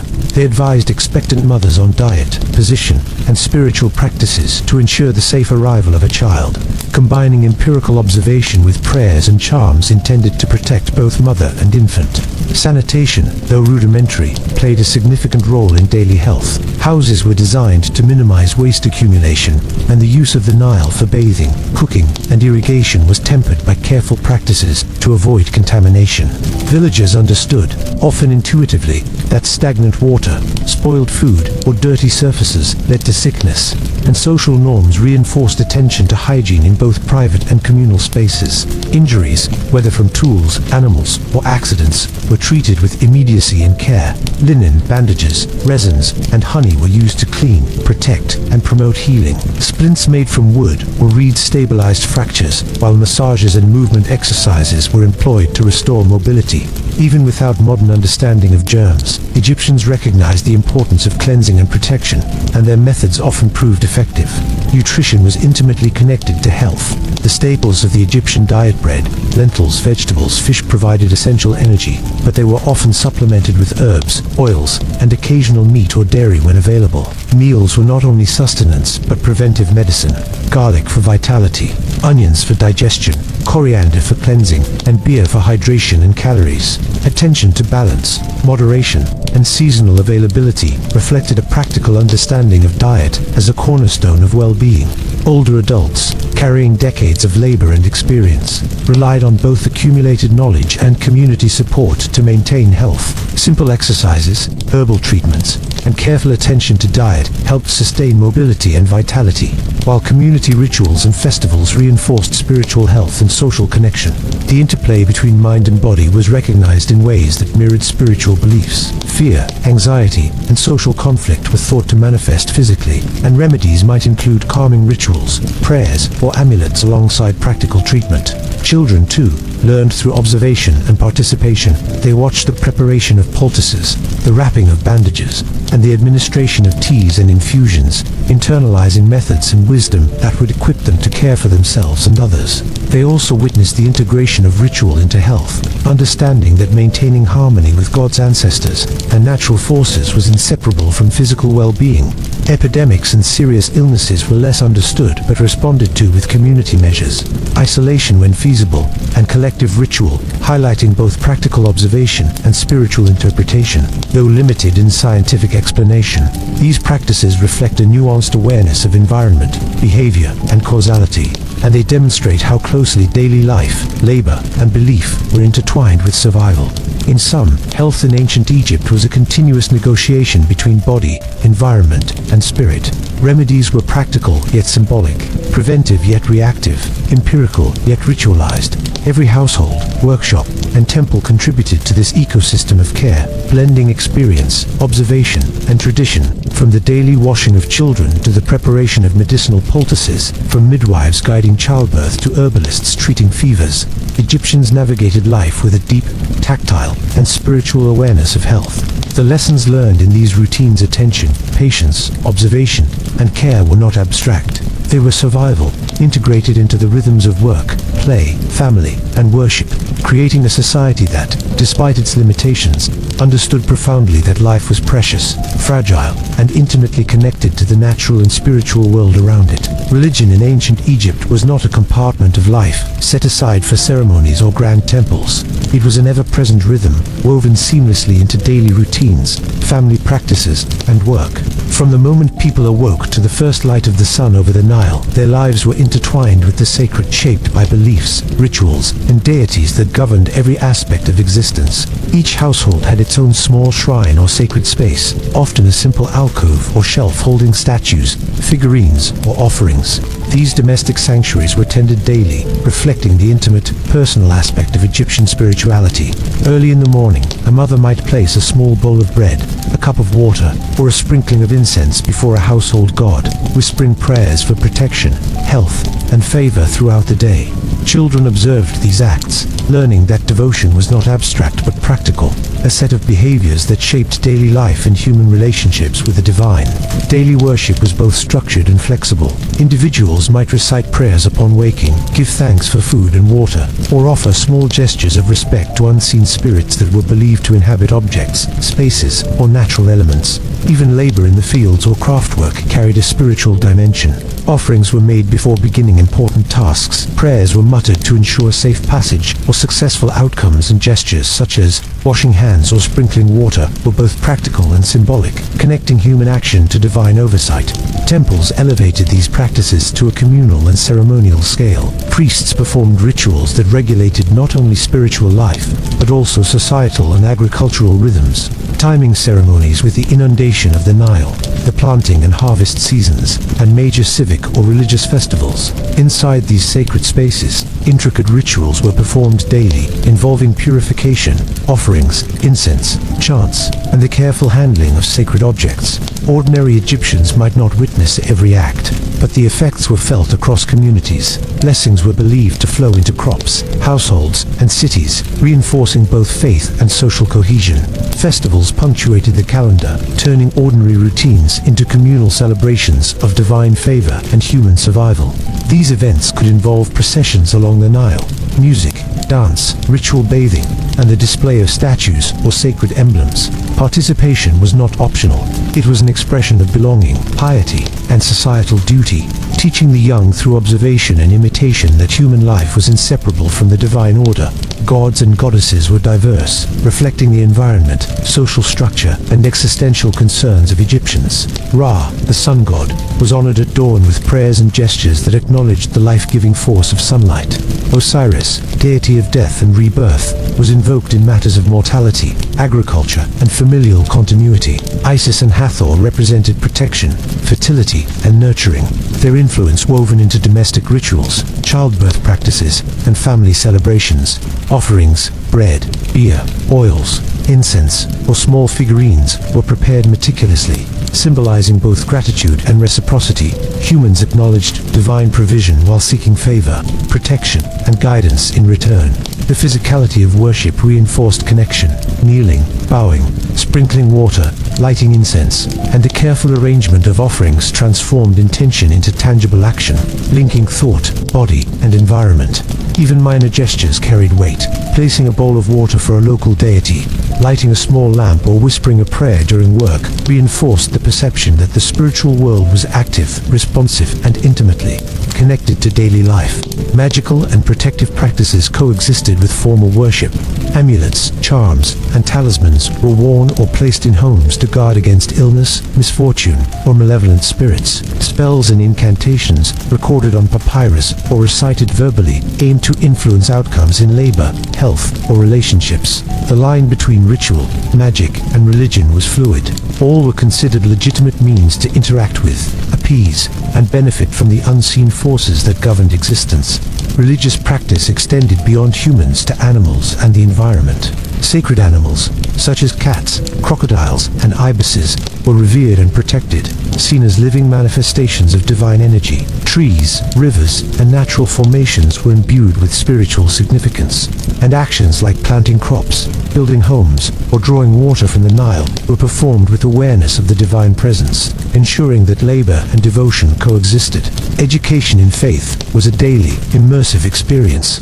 Children observed rituals, learned prayers, and participated in smaller offerings, internalizing the connection between morality, labor, and piety. Stories of gods, ancestors, and mythical events were recited during meals, in courtyards, and at bedtime, teaching ethics, consequences, and the cultural understanding of life and death. The interplay between spirituality and health was constant. Prayers were said over the sick, protective amulets were worn, and herbs were combined with ritual incantations to heal and guard the body.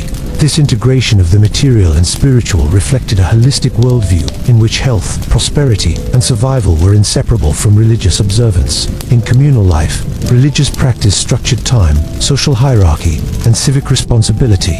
Work schedules, market days, festivals, and family rituals were all influenced by sacred calendars, ensuring that human activity aligned with divine rhythms. Temples and priests acted as both spiritual guides and social regulators, bridging the everyday and the cosmic, the personal and the political. Even in solitude, Egyptians maintained constant spiritual awareness. Simple axe washing before meals, offering a pinch of grain to the gods, observing the sun's movement were continuous reminders of mortality, responsibility, and connection. Through these routines, religion was not a separate domain, but an ever-present companion, shaping behavior, sustaining community, and embedding ethical and cultural norms into the texture of daily life. By evening, when shadows lengthened and lamps were lit, households gathered for prayer, reflection, and offerings. The day's labor, play, and meals were acknowledged before the divine, reinforcing gratitude, humility, and continuity. Sleep itself was intertwined with faith. Protective spells, charms, and whispered prayers accompanied children and adults alike, ensuring safety and reinforcing the belief that life was both a human endeavor and a sacred trust. In essence, religious practices and daily worship in ancient Egypt were inseparable from ordinary existence. They framed the day, guided action, and mediated the relationship between humans, the natural world, and the unseen forces. Every gesture, prayer, and offering was both practical and symbolic, reflecting a civilization in which devotion, labor, social order, and survival were woven together in a continuous, living tapestry, shaping identity, behavior, and the human experience along the timeless Nile. Life in ancient Egypt was undeniably structured around labor, survival, and ritual, Yet moments of leisure, music, and entertainment were integral to the human experience, offering respite, joy, and a way to connect socially, emotionally, and spiritually. These moments were neither frivolous nor purely recreational. They were woven into the rhythms of work, celebration, and family life, providing cultural cohesion and personal satisfaction that sustained individuals through the challenges of daily existence. In homes, courtyards, and open spaces along the Nile, music was ubiquitous. Simple instruments, crafted by artisans with intimate knowledge of sound and material, filled the air with melodies that both accompanied work and created opportunities for communal enjoyment. Flutes carved from reeds, rattles made of clay or seeds, lyres with strings of gut, and drums of stretched animal hide provided a wide spectrum of sound, each instrument offering texture, rhythm, and resonance that shaped mood and social interaction. Music was intertwined with both labor and play. Field workers might hum or tap rhythms while harvesting grain. Craftsmen might whistle or drum to maintain pace, and children would mimic melodies with miniature instruments, learning both skill and social coordination simultaneously. Dance accompanied music naturally, ranging from informal, spontaneous movements in homes or courtyards to structured performances during festivals, religious ceremonies, or public gatherings. Movement expressed joy, worship, and storytelling, turning bodies into extensions of rhythm and narrative. Even labor incorporated dance-like elements, the swinging of arms, the lifting of tools, and the bending and reaching of repetitive tasks created a subtle choreography that connected physical effort with rhythm and timing. Storytelling was another vital component of leisure and entertainment. In the evenings, families and communities gathered to hear tales of gods, kings, spirits, and heroic ancestors. Stories were rich, layered, and immersive, serving multiple purposes simultaneously: amusement, moral instruction, historical preservation, and spiritual education. Through narrative, young listeners internalized lessons about courage, loyalty, social norms, and divine justice, while adults were reminded of tradition, ethics, and cultural identity. Festivals provided the most expansive arenas for entertainment. National or local celebrations might honor deities, commemorate seasonal changes, or celebrate harvests, blending music, dance, feasting, and dramatic performances into elaborate spectacles. Processions along the Nile featured musicians, dancers, priests, and participants carrying symbols of divine presence. Audiences of all ages and social standings experienced communal joy, ritualistic participation, and reinforcement of societal hierarchies, learning through observation, imitation, and shared emotion. Games were another form of leisure that combined recreation, social interaction, and strategic thinking. Board games, such as Senet, were popular across classes, played on clay or wooden boards with carved pieces. The gameplay involved strategy, chance, and the projection of fate, sometimes interpreted as reflecting moral or spiritual lessons. Children, too, engaged in games that mimicked adult activities, such as tending miniature herds, managing pretend markets, or simulating ritual ceremonies, blending play with observation and practical learning. The sensory environment of leisure was vibrant. The sound of drums and flutes mingled with laughter and conversation. The warm glow of the sun or lamp illuminated dancing bodies and colorful clothing, and the tactile engagement of games, crafts, and music reinforced learning and skill. Even small, quiet moments, listening to the river's flow, observing birds, or crafting small toys offered relaxation, creativity, and connection to the environment, subtly teaching patience, observation, and aesthetic appreciation. Storytelling, music, and dance were not purely domestic or entertainment activities. They also reinforced spiritual life. Hymns sung to gods, chants accompanying offerings, and ritual dances performed during temple ceremonies created a seamless bridge between enjoyment and devotion. Through this integration, leisure activities were never isolated from the broader framework of survival, morality, and social cohesion, reflecting a worldview in which joy, play, and creativity were as essential as food, labor, and worship. Artisans, musicians, and performers held special roles in sustaining these cultural expressions. Skilled musicians and dancers were sometimes employed by temples, noble households, or civic authorities to provide entertainment and ritual accompaniment, creating livelihoods and reinforcing social hierarchies. Their performances carried prestige and responsibility. They were entertainers, educators, and intermediaries in the spiritual and social life of the community. Even in everyday leisure, improvisation and creativity flourished, Families might gather to sing, dance, and craft together, inventing new melodies, rhythmic patterns, or stories that reflected local events, personal experiences, or imaginative reinterpretations of myth. Such creativity allowed individuals to express identity, humor, and emotion, while simultaneously preserving cultural forms and passing them down to the next generation. Alcoholic beverages, particularly beer and occasionally wine, were often part of leisure and entertainment, especially during festivals, feasts, or social gatherings. These drinks were produced in households or communal spaces and consumed in moderation, providing relaxation, facilitating conversation, and reinforcing communal bonds. Eating, drinking, music, dance, and storytelling together formed a holistic sensory experience that nurtured the mind, body, and spirit. Observing leisure in ancient Egypt reveals a society that valued balance. Work, ritual, and survival were necessary, but music, games, dance, and storytelling sustained the human need for connection, pleasure, and creativity. Even small villages experienced this interplay. Neighbors might gather in the evening for shared songs, children played with handmade toys, and families crafted and enjoyed games or musical instruments, all creating subtle patterns of joy and education embedded in everyday life. In essence, entertainment, music, and leisure were not separate from the demands of existence.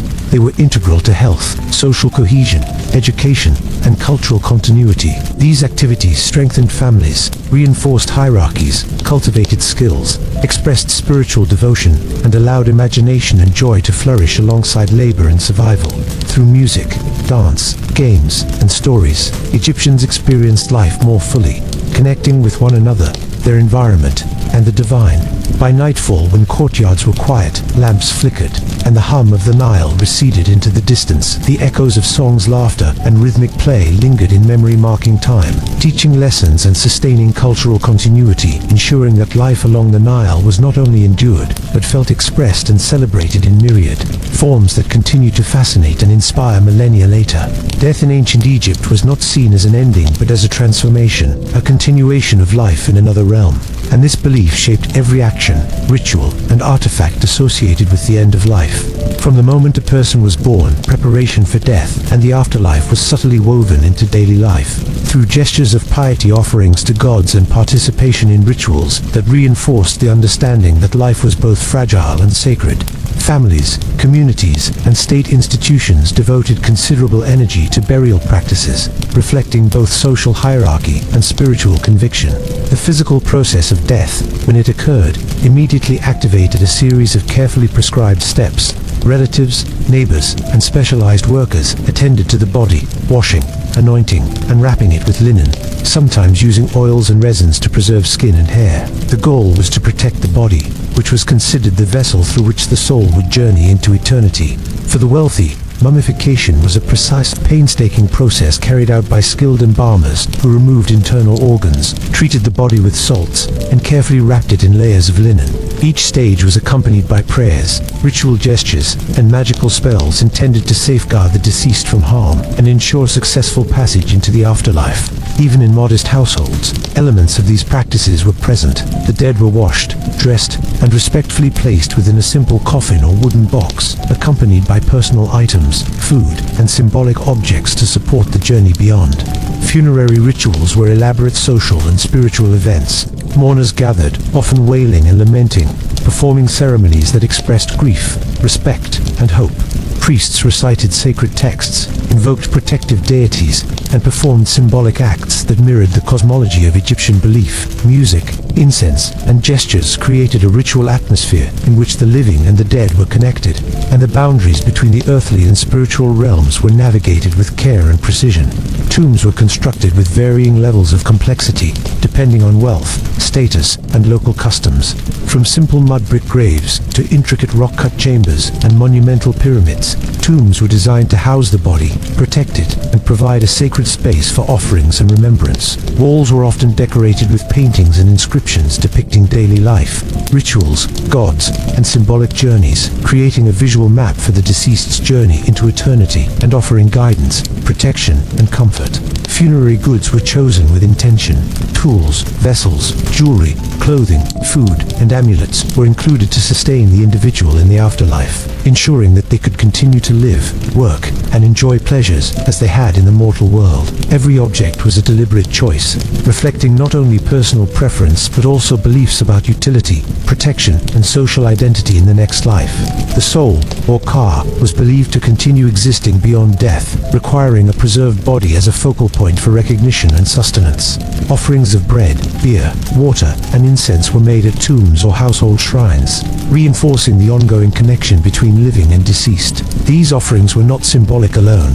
They were a tangible expression of respect, care, and interdependence, linking family members across the boundary of life and death. Religious texts, such as the Book of the Dead, provided instructions and spells to navigate the afterlife, offering guidance, protection, and assurances against obstacles. These writings were recited by priests, inscribed on tomb walls, or placed with the deceased, serving as both practical and spiritual tools for survival in the realm beyond. Beliefs about judgment and moral conduct permeated daily life.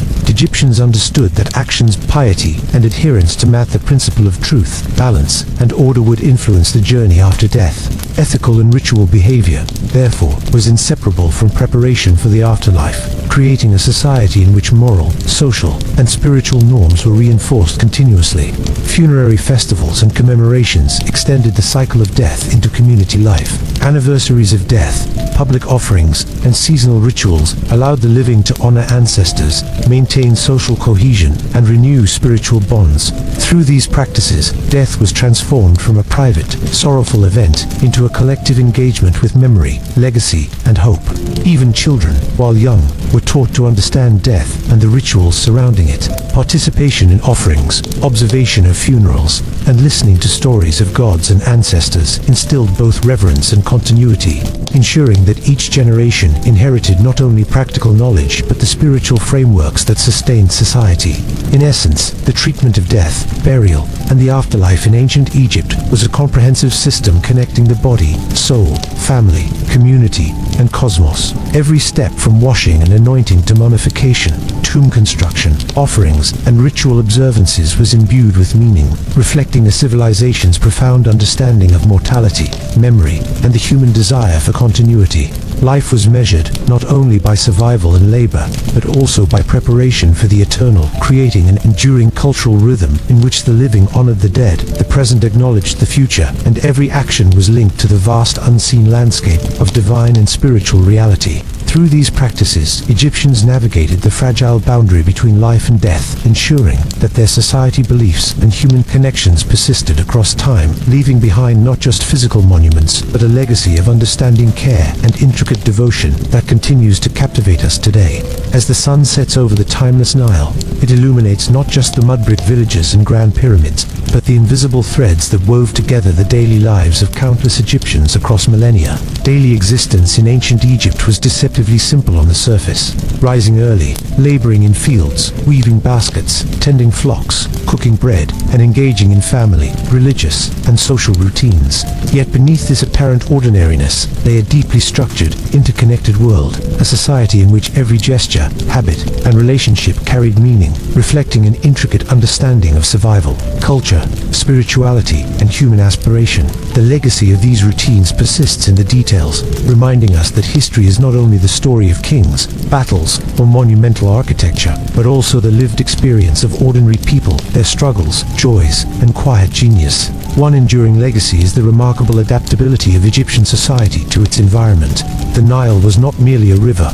It was the lifeblood of survival, education, labor, and spiritual belief. Egyptians mastered irrigation, planting, and harvest cycles, transforming unpredictable natural rhythms into structured, productive patterns. Their methods were practical, often empirical, yet informed by centuries of observation and trial, demonstrating a profound understanding of ecology, weather, and agriculture. Children learned these rhythms as part of everyday life, observing, imitating, and participating in tasks that seemed mundane but were essential to community continuity. The cultivation of crops, management of livestock, and construction of homes were all forms of applied knowledge, transmitted through daily routines, observation, and hands-on learning rather than formal instruction for most of the population. This practical wisdom, passed through generations, left a legacy of sustainability, ingenuity, and respect for the environment, reminding us that human survival has always depended on understanding, adapting to, and cooperating with natural systems. Equally significant was the Egyptian integration of work, play, and learning. Childhood was never separate from adult life. Play, observation, and imitation served as training for future responsibilities. Games imitated markets, labor, and ritual, providing social education alongside entertainment. Music, dance, and storytelling cultivated creativity, social cohesion, and spiritual understanding. Adults, meanwhile, used similar techniques to teach apprentices, train family members, and embed cultural and ethical norms. The interplay of labor and leisure produced not only skill and efficiency, but also resilience, emotional intelligence, and social stability. This blending of utility and expression illustrates a society that understood the value of holistic development. Mind, body, and spirit nurtured simultaneously through experience, ritual, and engagement with community. Religious practice was another cornerstone of Egyptian daily life, with a lasting legacy. Religion permeated every action from washing and offering at home shrines to participation in temple ceremonies and national festivals. Egyptians did not compartmentalize faith. They understood it as inseparable from morality, labor, family, and health. Rituals were integrated into agriculture, social hierarchy, and personal hygiene, embedding spiritual awareness into routines. Protective amulets, prayers, and offerings reinforced a worldview in which the living and the divine coexisted in continuous dialogue, influencing both behavior and societal order.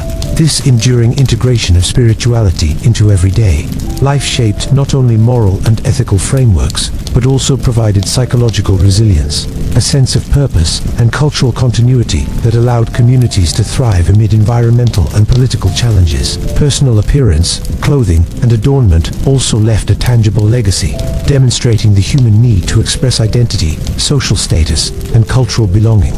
Linen garments, jewelry, hairstyles, and cosmetics were more than aesthetic choices. They were communication tools, reflecting wealth, occupation, regional identity, and spiritual alignment. The careful attention to grooming, adornment, and symbolic dress codified social norms and reinforced ethical and cultural behaviors. The aesthetics of daily life, beautifully crafted clothing, intricately designed jewelry, and ceremonial wigs illustrate the Egyptians' sophisticated understanding of human psychology. Appearance shaped perception, influence, and social cohesion, creating a society in which subtlety, order, and beauty were inseparable from function. Health and medicine provide another lens into daily life's enduring significance. Egyptians developed complex systems of hygiene, herbal remedies, and preventative practices that were deeply intertwined with spiritual beliefs. Daily washing, the use of oils, poultices, and natural antiseptics, as well as rituals to ward off disease, reveal a civilization that approached the body with care, observation, and pragmatism. Midwives, healers, and household caregivers transmitted knowledge orally and practically, embedding lessons in routine life that prepared each generation to preserve health, manage injury, and survive environmental challenges. Their practices may seem rudimentary to modern eyes, yet many were remarkably effective, showing an empirical understanding of physiology and hygiene combined with spiritual and cultural reinforcement. Social life and communal rituals created continuity and cohesion, a legacy that extended far beyond individual households. Festivals, markets, music, dance, and storytelling were not mere diversions. They reinforced norms, educated youth, and maintained collective memory. The celebration of seasonal events, religious feasts, or personal milestones allowed communities to engage emotionally and socially, creating a shared identity and transmitting values from one generation to the next. Leisure, entertainment, and creative expression were not optional extras. They were embedded in survival, social order, and spiritual practice, teaching practical skills, emotional intelligence, and cultural literacy in ways both subtle and profound. Even children participated in these networks of learning, play, and observation, ensuring that every generation absorbed not only survival skills but cultural memory, moral frameworks, and social intelligence. Death, burial, and the afterlife form the final link in the legacy of daily life. Egyptians approached mortality with preparation, ritual, and reverence, embedding the journey beyond death into everyday life. From the earliest gestures of piety, protective amulets, and moral teaching to the careful construction of tombs, mummification, and offerings, life and death were intertwined. The meticulous attention to continuity, memory, and preparation for eternity ensured that the values, practices, and knowledge of the living persisted, linking generations across time. The physical and spiritual infrastructure created by these practices, tombs, temples, ritual texts, amulets, served as repositories of culture, ethics, and technical skill, offering a legacy of resilience, ingenuity, and reverence that continues to fascinate and inspire the modern imagination. Daily life in ancient Egypt was, therefore, far richer than simple routines suggest. The rhythm of work, the integration of learning and play, the blend of practicality with aesthetic expression, and the seamless inclusion of spiritual practice created a society in which humans were constantly engaged with survival, morality, community, and the divine. Every household, child, artisan, priest, and laborer contributed to a vast, interconnected cultural ecosystem that valued observation, skill, creativity, and devotion. Observing their lives teaches us about human adaptability, the integration of multiple domains into cohesive experience, and the importance of continuity, both practical and spiritual, across generations. Perhaps the most enduring lesson is that civilization is built not only on monumental architecture or recorded history, but on the quiet, persistent rhythms of daily life. The tasks of cooking bread, weaving linen, caring for children, offering prayers, telling stories, making music, or observing rituals may appear mundane individually, yet together they sustain culture, transmit knowledge, reinforce identity, and create social cohesion. The Egyptians understood that survival required more than food or shelter. It required order, creativity, discipline, care, and connection. Their legacy reminds us that every human gesture, no matter how small, is part of a vast web of influence that carries forward values, skills, and identity across time. Even today, the world feels their imprint. Modern agriculture, medicine, art, music, and spirituality echo ancient techniques, insights, and sensibilities. Linen weaving, beer brewing, herbal remedies, funerary practices, and ritualized observances all carry vestiges of Egyptian innovation and daily wisdom. But beyond material influence, the Egyptians teach a subtler lesson, that human life is sustained not only through survival, but through the meaningful integration of work, play, community, ritual, and reflection. The continuity of culture, knowledge, and memories built, day by day, hour by hour, task by task, as we imagine the sun rising and setting over the Nile, illuminating children playing, women weaving, men harvesting, and priests chanting, we see a society that understood the profound significance of daily acts. Each loaf of bread, each child's game, each prayer or offering, each song or dance, contributed to a civilization capable of enduring for millennia. The legacy of ancient Egypt is not confined to pyramids or tombs. It lives in the human capacity to find order, joy, beauty, and meaning in the routines of everyday life, in the ability to teach, create, and care, and in the understanding that every small gesture is part of a larger, enduring story of humanity. As we draw the curtains on our journey along the timeless banks of the Nile, we leave behind the bustling villages, the sacred temples, the laughter of children, the songs of workers, and the quiet devotion of families. We have glimpsed the rhythms, struggles, and joys of daily life in ancient Egypt, and felt how every small actwork, play, prayer, and care was woven into a tapestry of survival, culture, and connection. Though centuries separate us from those who once walked these lands, their routines, wisdom, and humanity continue to whisper through the sands, inviting us to remember that life, in every age, is built from countless small moments, stitched together with care, creativity, and devotion. So, traveler, as the sun sets and the stars begin to shine over the eternal Nile, rest your mind and let these stories drift with you into dreams. Good night, traveler. Until we meet again.